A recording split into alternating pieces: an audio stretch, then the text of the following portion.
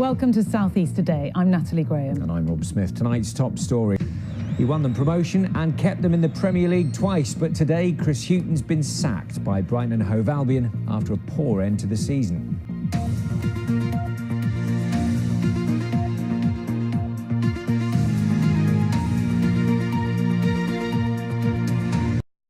He took them into the Premier League, kept them there for 2 seasons and got them through to their first FA Cup semi-final since 1983. But Brighton and Hove Albion have sacked Chris Hughton. Yes, the club's chairman, Tony Bloom, said that getting rid of the popular manager was undoubtedly the most difficult decision he's had to take in the job.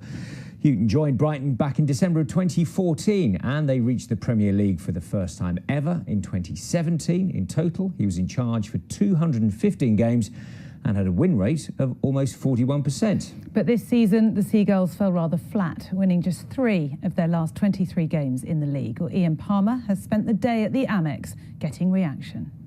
Brighton survive, but their manager does not. If Chris Hughton knew about his future after the defeat to Manchester City yesterday, he didn't let it show. We want to be better next season, and we will need to be, because this division, if anything, is getting more demanding and tougher. So I don't expect it to be an easier season, but we will need to be better. 215 games in charge, Chris Hughton was sacked. After a promising start and a high watermark mid-table position, Brighton's away form deteriorated. On top of that, the Seagulls found it hard to score goals. Relegation was a real possibility until 2 weeks ago. With Premier League status secured for a 3rd year, the club has decided to part company with Chris Hughton. If you look at the actual margin of safety, ended up being only 2 points over Cardiff City in the end.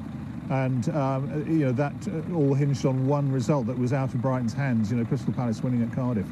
So I think you have to look at results over the second half of the season. Disappointed, really. I mean, what he's done for the club the last few years, it's unbelievable. I mean, he brought him up from the Championship, kept us in the Premiership, and it was a bit of a shock, really. I don't really understand why it's happened, but that's football for you. Well, I think it's a shame because he did stay in the Premier League, so he deserves to stay manager.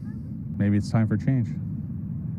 Yesterday, Brighton fans said goodbye to their captain, Bruno. Few would have predicted just hours later they'd be doing the same to their manager. Well, our reporter Ian Palmer is at the Amex for us now. And Ian, I mean, while the announcement was a surprise, perhaps it was no shock.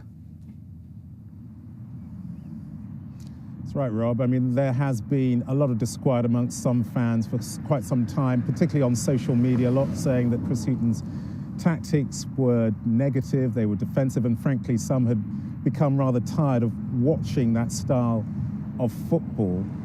So the search for a new manager has begun. Graham Potter is the bookies' favourite, but in many ways, Brighton's problems mirror that of the Conservative Party in terms of the fact you can change the person at the top, but it doesn't change the numbers in Parliament, and it doesn't change the amount of money you have to spend on new players. And rather like the Conservative Party, if Brighton does not get this next appointment right, then the consequences could be catastrophic. OK, Ian, thank you.